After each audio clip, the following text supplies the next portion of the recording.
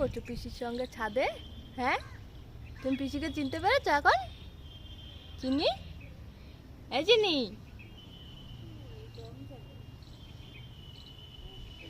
এটা কি হচ্ছে?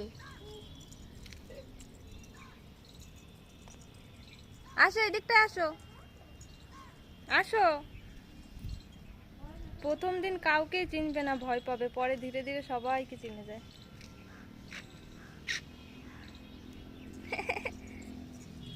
কি করছো এটা? হ্যাঁ, পায়ে চটি নেই, কিচ্ছু নেই।